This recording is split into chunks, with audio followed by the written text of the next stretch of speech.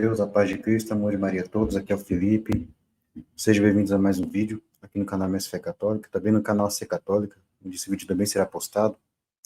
Bem, hoje eu tô aqui, a pedido de um inscrito do canal. Pediu para fazer uma live, um vídeo sobre a Imaculada Conceição de Maria na Patrística. Então, aqui está o vídeo, né? Eu fiz a pesquisa, reuni algumas citações, e aqui eu vou mostrar testemunhos do século II ao século V, né?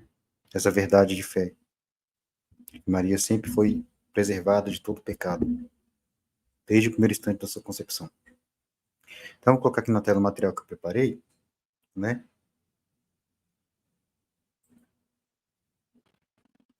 Então, está aqui. Como eu disse, né, o vídeo é a pedido de um inscrito, que é o João Batista Ferreira, que em uma live que eu fiz aí, eu não me recordo agora qual, ele colocou esse comentário. Boa noite, irmão Felipe. Paz e bem.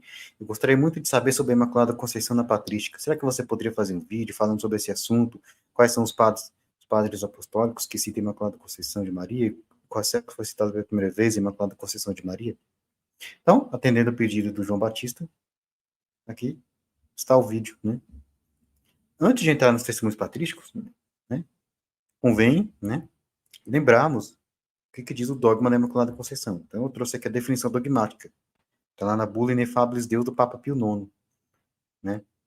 De 8 de dezembro de 1854. Papa Pio IX, Bula Inefabilis Deus, números 41 e 42. E ele escreve o seguinte: por isto, depois de na humildade e no jejum, dirigimos sem interrupção as nossas preces particulares e as públicas da Igreja a Deus Pai por meio de seu Filho, a fim de que se dignasse a dirigir e sustentar a nossa mente com a virtude do Espírito Santo, depois de implorarmos com gemidos o Espírito Consolador, por sua inspiração, em honra da Santa e Indivisível Trindade, para decoro e ornamento da Virgem Mãe de Deus, para exaltação da fé católica e para incremento da religião cristã, com a autoridade de nosso Senhor Jesus Cristo, dos bem-aventurados apóstolos Pedro e Paulo, e com a nossa, declaramos, pronunciamos, definimos a doutrina que sustenta que a Beatíssima Virgem Maria, no primeiro instante da sua conceição, por singular graça e privilégio de Deus onipotente, foi, em vista dos méritos de Jesus Cristo, Salvador do gênero humano, foi preservada imune de toda mancha de pecado original.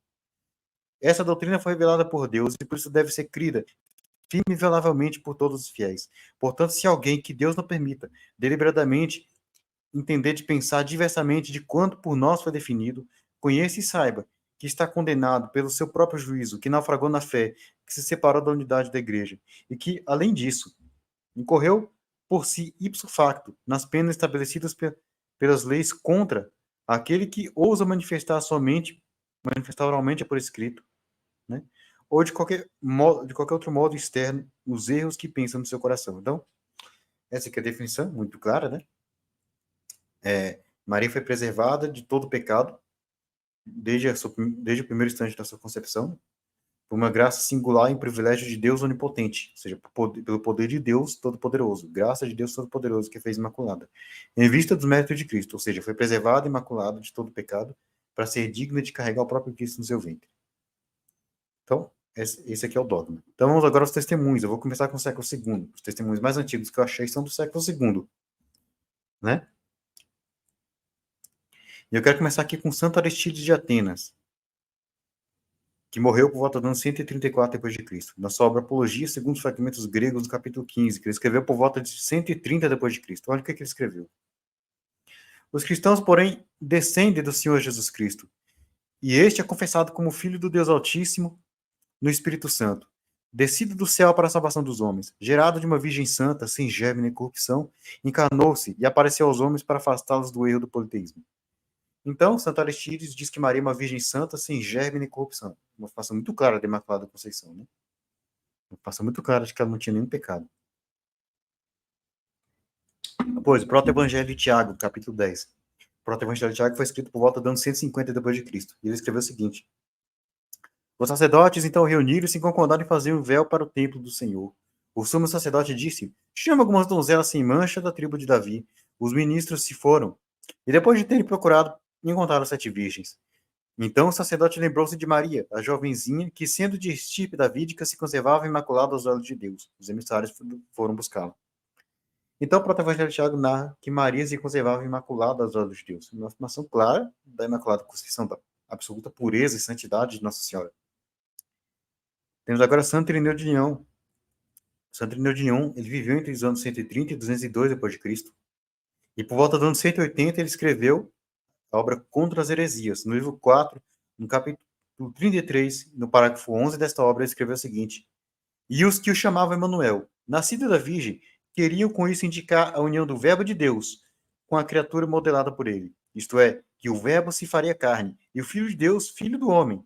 O puro, que abre de modo puro, o seio puro que regenera os homens em Deus, que ele fez puro, tendo se feito aquilo mesmo que nós somos, é o Deus forte e possui origem inexprimível. Então, Santo Irineu diz que Jesus é o puro, que abre de modo puro, o seio puro. Que seio puro? Seio de Maria, é o ventre de Maria onde ele se fez carne. Então ele está dizendo que Maria é pura. Se ela é pura, ela não tinha pecado. Se ela tivesse pecado, ela não seria pura. Ele está chamando ela de imaculada, né? Agora vamos para o século III. Eu vou começar com Santo Hipólito de Roma, que viveu entre 170 e 236 d.C. Ele escreveu por volta do ano 204 as obras e fragmentos existentes contra Beron e Hélix. No fragmento 8º, que ele escreveu o seguinte: Mas a piedosa confissão do crente é que, com vistas à nossa salvação, a fim de conectar o universo com a imutabilidade, o Criador de todas as coisas incorporou consigo mesmo uma alma racional e um corpo sensível da toda Santa Maria, sempre virgem, por uma concepção imaculada, sem conversão, e foi feito homem na natureza, mas separado da maldade. O mesmo era Deus perfeito, o mesmo era homem perfeito, e o mesmo era na natureza ao mesmo tempo perfeito Deus e perfeito homem. Então, Santo Hipólito chama Maria de toda santa. Ele diz que Deus, né, se fez carne, ele teve um corpo sensível da toda Santa Maria, sempre virgem. Toda santa. Toda santa é um título que evoca a Imaculada Conceição, porque toda santa quer dizer plenamente santa, né? E se é plenamente santa, não tem como ter pecado. Temos também São Gregório Taumaturgo, no ano 213, viveu entre 213 e 270 d.C. Ele escreveu a primeira homilia sobre a anunciação da Santa Virgem Maria, por volta do ano 260. Ele escreveu o seguinte: Apropriadamente, portanto, o anjo disse a Maria, a Santa Virgem antes de tudo: Salve, tu que és muito favorecida, o Senhor é contigo. Na medida em que com ela foi depositado todo o tesouro da graça. Então, São Gregório Taumaturgo diz que em Maria estava toda a graça de Deus. Então ele acreditava que ela era imaculada, porque se toda a graça de Deus estava em Maria, não tinha como estar pecado. Onde há graça, não tem como existir o pecado, né? Onde há plenitude de graça, não tem como haver pecado. Isso corrobora também com a antiguidade da interpretação que nós fazemos da salvação do anjo, né? Ave cheia de graça, gratia plena, como está no latim. E o Senhor da glória habitando com a serva, aquele que é mais justo que os filhos dos homens, com a bela virgem, aquele que santifica todas as coisas com a imaculada. Salve tu que és altamente favorecida, o nascer do sol racional, a flor imaculada da vida. Então, São Gregório, além de dizer que toda a graça de Deus estava em Maria, ele chama ela duas vezes de imaculada, né?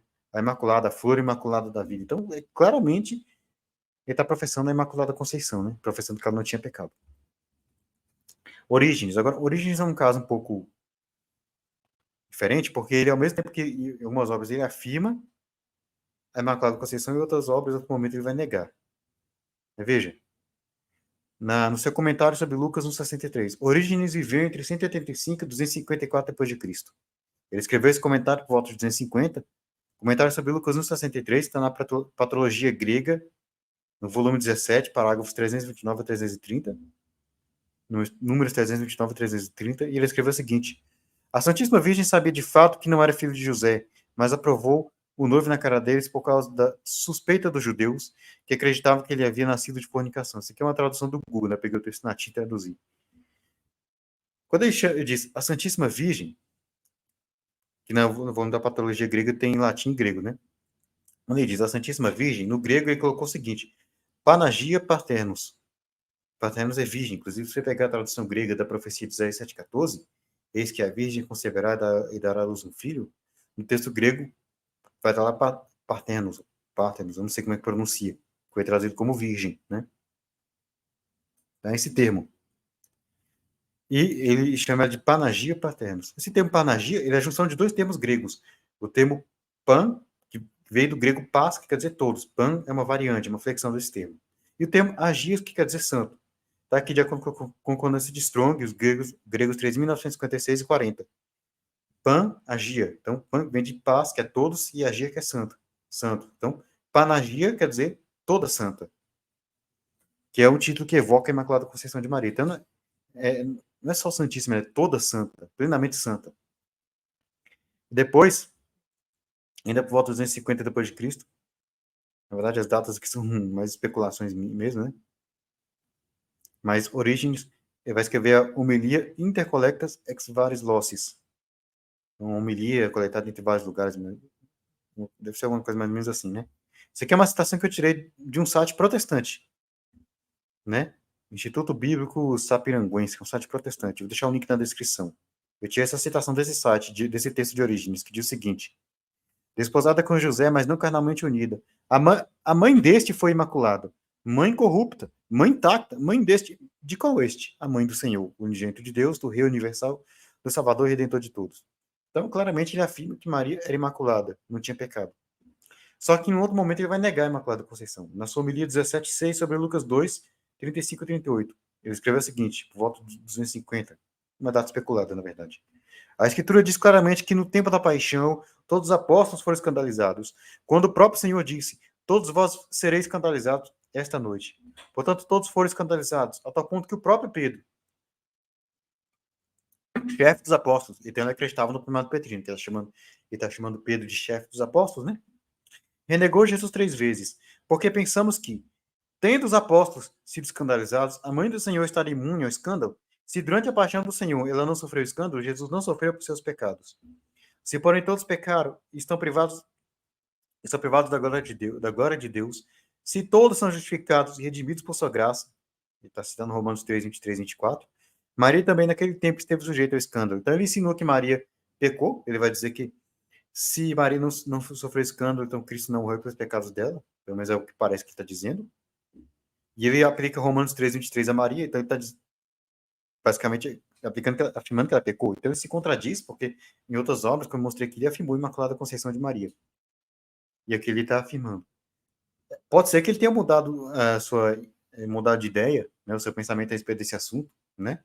Em um momento defendia Imaculada Conceição, outro não. Ou pode ter sido o contrário, em um momento ele não acreditava, depois passou a acreditar na Imaculada Conceição. É uma possibilidade, né? Não dá para saber exatamente o que aconteceu, mas é uma possibilidade. E talvez deve ser a explicação mais lógica para essa contradição. Pelo uma hora está afirmando essa doutrina e no outra hora está negando, né?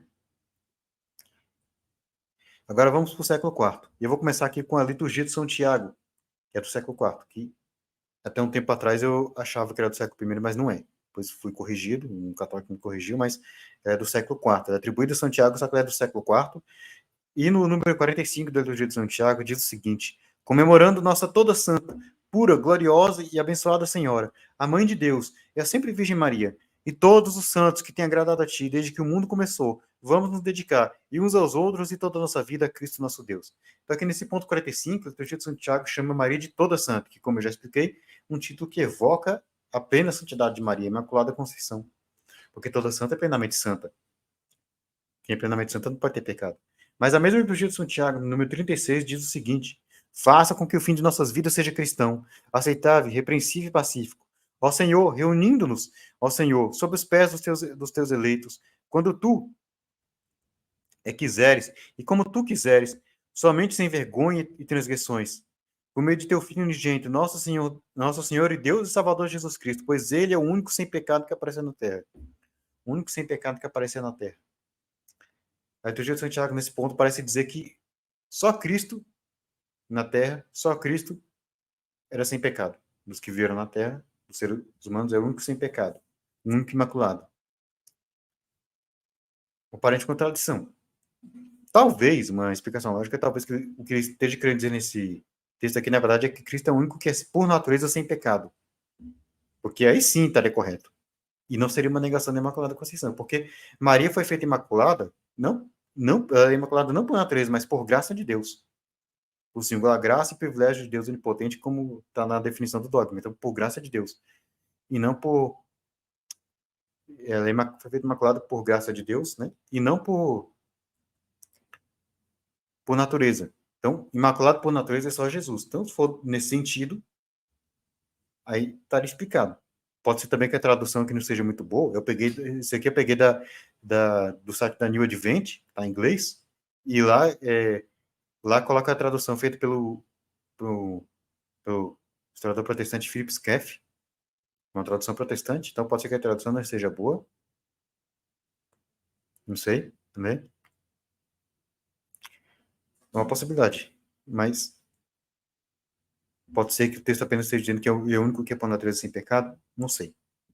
Mas enfim, vamos continuar. São Gregório Nazianzeno, ele viveu entre 329 e 330, 390 depois de Cristo. E por volta do ano 370, ele escreveu sua oração, discurso, né, número 38, parágrafo 13. Está na Patologia Grega 36, nos números 329 e 330. Ele escreveu o seguinte: e toda exceção humana ao pecado recebe a concepção da Virgem purificada na mente e no corpo, pois ambas as gerações, que deve ser a geração de Cristo na eternidade, né, e a geração de Cristo contra o homem na história, no ventre de Maria, né, devem ser honradas e a virgindade deve ser preferida. Uma façam com todas as letras da Imaculada Conceição, né? Toda exceção humana ao pecado recebe a concepção da Virgem. Santo Atanásio de Alexandria viveu entre 296 e 373 d.C. No ano 337 d.C., mais ou menos, ele escreveu a obra Encarnação do Verbo. No capítulo 8, parágrafos 2 a 3, ele escreveu o seguinte: o Verbo tomou por isso um corpo igual ao nosso, pois não quis apenas estar no corpo, nem quis somente aparecer. Efetivamente, teria podido, se quisesse, apenas aparecer, ou realizar esta teofania através de um ser mais poderoso que o homem. Assumiu, no entanto, um corpo santo, como o nosso, e não fez simplesmente, mas o quis, nascido de uma virgem sem pecado, imaculada e intacta. Então, com todas as letras, Santo Atanásio diz que Maria é uma virgem imaculada, sem pecado e intacta. Uma afirmação claramente da plena santidade da Imaculada Conceição de Maria. Santo Efrem da Síria viveu entre 306 e 373 d.C. Na sua Carmina de Bizena, escrita por volta de 360 d.C., no capítulo 27, no parágrafo 8, ele escreveu o seguinte: Carmina de Bizena 27:8. Na verdade, vocês, sua mãe, são os únicos completamente lindos em todos os sentidos, porque não há mancha em ti, Senhor, e nem mancha alguma em tua mãe. Claramente afirmando que não há nenhuma mancha na mãe de Nosso Senhor, Maria. Temos também São Gregório de Nissa, entre 335 e 394 d.C. Na sua obra sobre a virgindade, escrita em 380, mais ou menos, depois de Cristo, no número 2, ele escreveu o seguinte: o que aconteceu em Maria Imaculada, quando a plenitude da divindade que estava em Cristo brilhou através dela, isso acontece em cada alma que leva por regra toda a vida virgem. Então, ele chama Maria de Imaculada. Acho que não precisa explicar mais nada, é uma afirmação clara do caráter imaculado de Maria, da Imaculada Conceição, da plena santidade dela. Santo Epifânio de Salamina viveu entre 310 e 403 d.C. Na sua obra Panário, que escreveu por volta de 375 d.C., no capítulo 78, parágrafo 21, verso 5, parágrafo 24, verso 3, e no capítulo 79, parágrafo 3, verso 1, ele escreveu o seguinte: quem honra o Senhor, também honra o seu santo vaso. Aquele que desonra o vaso sagrado, desonra também o próprio mestre. Deixe Maria o vaso sagrado da Virgem Santa em paz. Ele chama Maria de vaso sagrado e Virgem Santa. Claro que, com certeza, uma evocação plena da santidade de Maria, né? Que eu sabia ser reverente e útil para a igreja. Disse da Santa Virgem, em defesa daquela que é em todos os sentidos favorecida, como disse Gabriel, salve tu que és altamente favorecida, o Senhor é contigo. Ele está dizendo que Maria é plenamente, em todos os sentidos, favorecida por Deus. Isso quer dizer que, para ele, Maria, ela foi plenamente favorecida por Deus, porque se ela não fosse plenamente, não seria favorecida em todos os sentidos, né? Favorecida em todos os sentidos quer dizer que ela foi favorecida até onde Deus pôde, né? Ou seja, em toda a sua plenitude.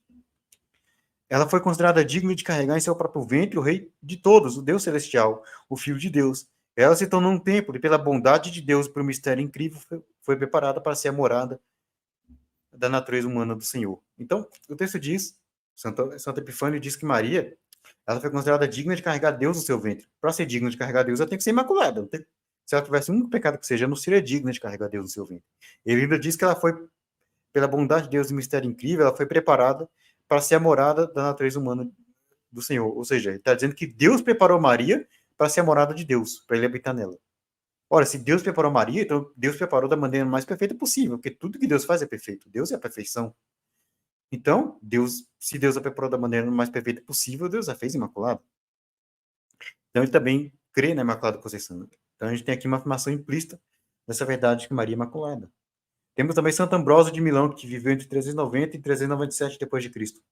Nossa exposição ao Salmo 118, número 30, que ele escreveu por volta do ano 390 depois de Cristo, que está na Patrologia Latina, volume 15, número 1521, ele escreveu o seguinte: procure seu servo, porque não esqueci seus mandamentos. Vem então e procure a sua ovelha, não através de seus funcionários ou homens contratados, mas faze sozinho. Dá minha vida corporal e na carne que está caída em Adão. Levanta-me não de Sara, mas de Maria, uma virgem não só imaculada, mas uma virgem que a graça fez inviolada, livre de toda mancha de pecado. Então, Santo Ambrósio diz claramente que Maria é uma virgem inviolada, livre de toda mancha de pecado. Claramente uma afirmação da Imaculada Conceição. Para finalizar com o testemunho do século V, eu vou trazer aqui Santo Agostinho de Hipona, o grande Santo Agostinho, que viveu entre 354 e 430 d.C. Por volta do ano 415 d.C., ele escreveu a obra sobre a Natureza e a Graça, que é uma refutação ao livro do herege Pelágio. Pelágio é o herege que criou a heresia que ficou conhecido como pelagianismo, que é basicamente uma heresia que negava a necessidade da graça de Deus para ser salvo. Né? Pelágio pregava que o ser humano conseguia ser salvo por seus próprios méritos independente da graça de Deus. E Santo Agostinho refutou Pelágio e a igreja condenou essa heresia depois, né? E ele escreveu essa obra em resposta a Pelágio, essa obra sobre a natureza e a graça. E Santo Agostinho escreveu o seguinte, número 42 da obra sobre a natureza e a graça de Santo Agostinho. Em seguida, o autor do livro, está falando de Pelágio, né? Ele está refutando o livro de Pelágio. Menciona aqueles que, conforme se conta, não somente não pecaram, mas viveram na justiça. Abel, Enoque, Melquisedeque, Abraão, Isaac, Jacó, Josué, Finéias, Samuel, Natã, Elias, Josué, Eliseu, Miqueias, Daniel, Ananias, Azarias, Misael, Ezequiel, Mardoqueu, Simeão, José, esposo de Maria e João. Maria e João. Acrescenta as mulheres, Débora, Ana, mãe de Samuel, Judite, Esther, outra Ana, filha de Fanuel, Isabel, a própria mãe de nosso Senhor e Salvador, a respeito da qual ele diz, a piedade exige que a confessemos isenta de pecado. Então aqui ele está citando Pelágio, que no livro dele citou várias santas mulheres, vários santos personagens do Antigo Testamento, né? E ele diz que esses personagens eram santos e eram imaculados, não tinham pecado. E ele inclui que Maria também era sem pecado. Que a piedade exige que confessemos Maria isenta de pecado. Santo Agostinho vai concordar com essa última frase, quando ele diz que Maria tem que ser confessada isenta de pecado. Então ele vai concordar com isso, que Maria não teve pecado. Porém, Santo Agostinho vai discordar dele na parte que ele fala que os outros servos de Deus, os outros santos, eram imaculados. Veja o que diz Santo Agostinho. Excetua a Santa Virgem, a Santa Virgem Maria, sobre a qual devido a honra ao Senhor, por honra ao Senhor, não por honra a Maria, mas por honra ao Senhor. Não quero discutir. Eis porque sabemos que lhe foi concedido um grau mais elevado de graça para vencer totalmente o pecado, pois mereceu conceber e dar à luz aquele que, a respeito do qual não consta que tivesse pecado. Então ele diz que ele faz exceção a Maria contra a lei de pecado.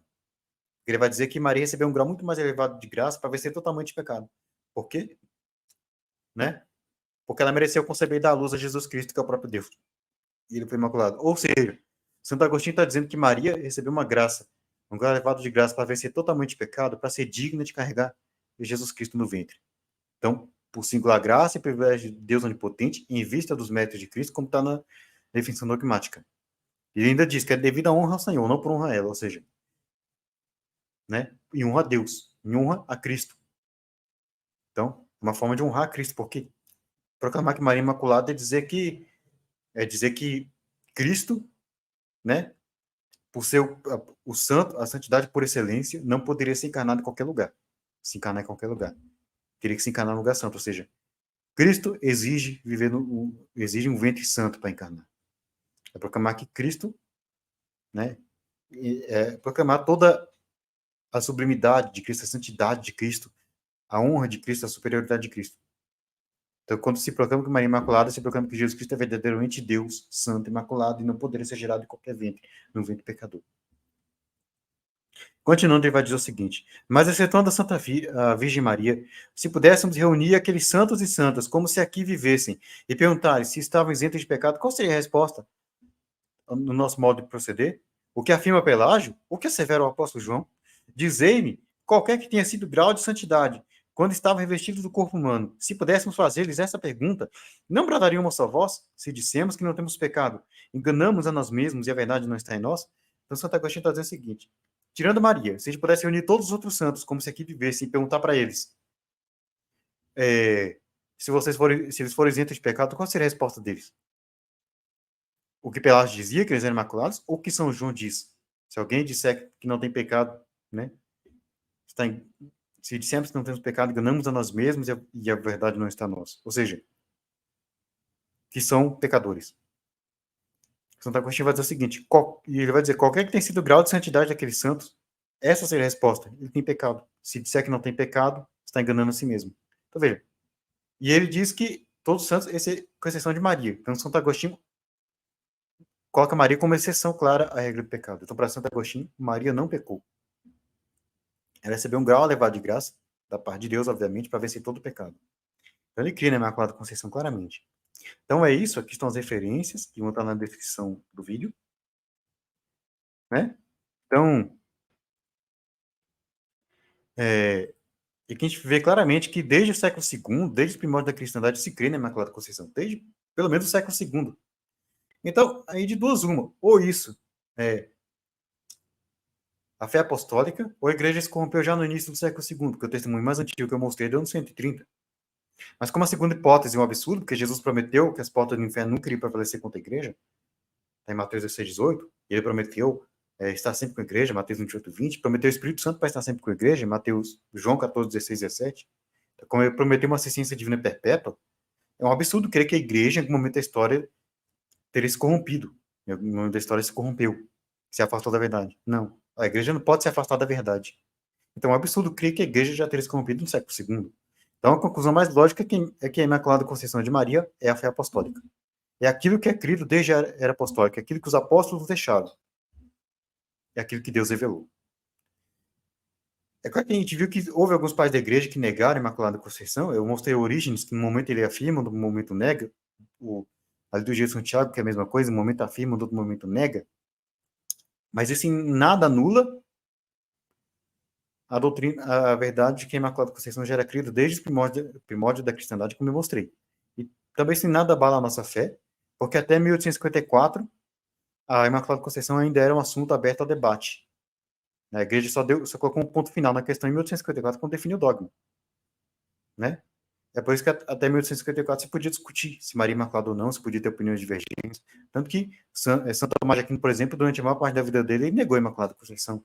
E nem por isso a gente disse que ele era um herege. Por quê? Porque na época dele não era dogma. Na época dos pais da igreja não era dogma. Então, nenhum pai da igreja vai ser um herege por ter negado a Imaculada Conceição, porque não era dogma. Então é isso, né? Espero que tenha ficado claro. Se você gostou, deixe seu like, compartilhe. Se inscreve no canal se ainda não for inscrito. Se inscreve no canal Sé Católica também, onde esse vídeo também será postado. Dê o like lá, dê o like aqui também. Ativa o sino das notificações nos dois canais se não tiver ativado. Me segue no Instagram se ainda não me segue, @MSFé Católica. Vou deixar o link na descrição. Segue também o Simplício, dando um bate-papo católico no Instagram. @Simplício Gonçalves Gomes. Vou deixar o link na descrição. Se inscreva no canal Sé Católica. Siga a página do Sé Católica no Facebook. É a Sé Católica, só pesquisar lá. Vou deixar o link na descrição também. Se inscreva nos outros canais católicos. Tem o canal Bate-Papo Católico do Simplício, canal Universo Católico Caso André Perim, canal Informação Católica do Matheus Toledo, Hora do Macabeus do Cris Macabeus, canal do Robson 2.0, do Robson, né? O canal Escatologia Preterista, o novo canal do Cris do Robson, excelente canal para quem quiser entender o Apocalipse a partir de uma visão racional. Tem o missionário Daniel Silveira, pregador de Duarte, comentários bíblicos católicos. Tem o canal do Cláudio Campos, que leva o nome dele. Tem Estudos da Doutrina Católica. Tem o canal do Diácono João Victor Mariano, que leva o nome dele. Diácono João Victor Mariano. E vários outros canais que eu gosto, que eu indico, que eu recomendo. Vai na aba de canais recomendados do meu canal, que tem lá todas as minhas indicações. Todos os canais que eu gosto, que eu indico, que eu recomendo. Então é isso, né? Paz minha a todos. Salve Maria Santíssima. Viva Cristo Rei. Fico por aqui. Até a próxima e tchau.